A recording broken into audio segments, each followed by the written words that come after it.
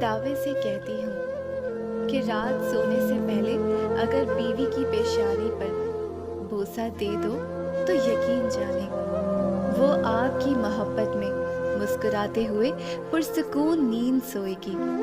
बीवी की पेशानी पर बोसे से अकीदत पैदा होती है। बीवी अंदर तक खुद में सुकून और इत्मीनान महसूस करती है, खुद को बेखौफ महसूस करती है, खुद को महफूज हाथों में महसूस करती है, खुद को अमीर तरीन औरत महसूस करती है। बीवी कितनी ही गुस्से में हो, कैसा ही झगड़ा हो, एक बार पेशानी पर बोसा बीवी को अंदर तक झंझोड़ देता है।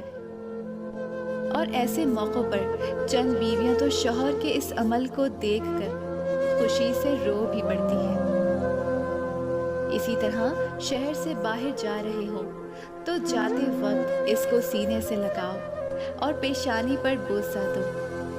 इस अमल से आप जितना वक्त बीवी से दूर रहेंगे, बीवी घर में सुकून से रहेगी, मुस्कुराती फिरेगी, लहलहाती फिरेगी, चहचहाती फिरेगी।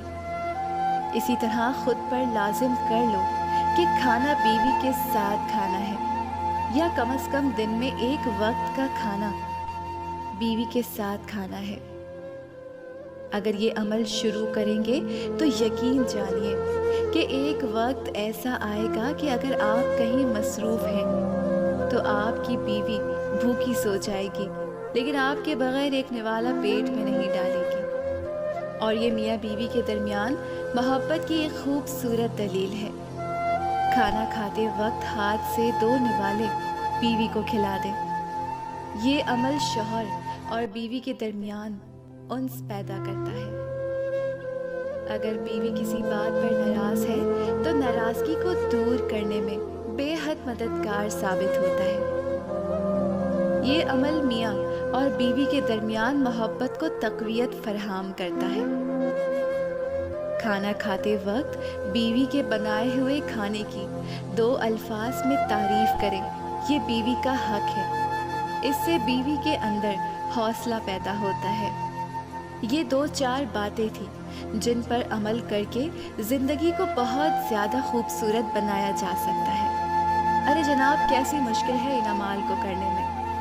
न हमारे पैसे लगते हैं, न हमारा वक्त ज़ाया होता है, और ना ही किसी किस्म की कोई मुश्किल पेश आती है।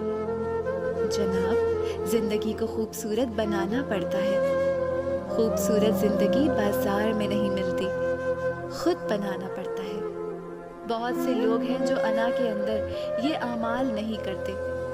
एक जगह पढ़ रही थी कि रसूल अकरम सल्लल्लाहु अलैहि वसल्लम पानी पीने के लिए प्याले पर वहाँ होंठ लगाते थे जहाँ से उनकी ज़ौजाए रज़ियल्लाहु अन्हा ने होंठ लगाकर पानी पिया हो।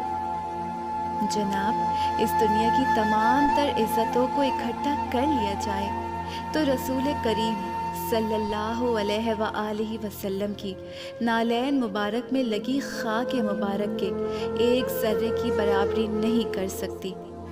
तो ज़रा देखें कि दोनों जहां के सरदार का अपनी बीवियों के साथ कैसा मामला था। हम पढ़ेंगे तो हमें मालूम होगा ना। हमें हमारे दफ्तरी काम, दोस्तों और मोबाइल से फुर्सत ही नहीं मिलती।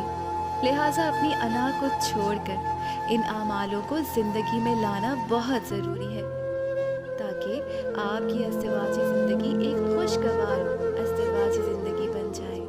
वरना दुनिया में करोड़ों लोग ज़िंदगी गुजार रहे हैं, आप भी गुजार लेंगे, क्या फ़र्क पड़ता है।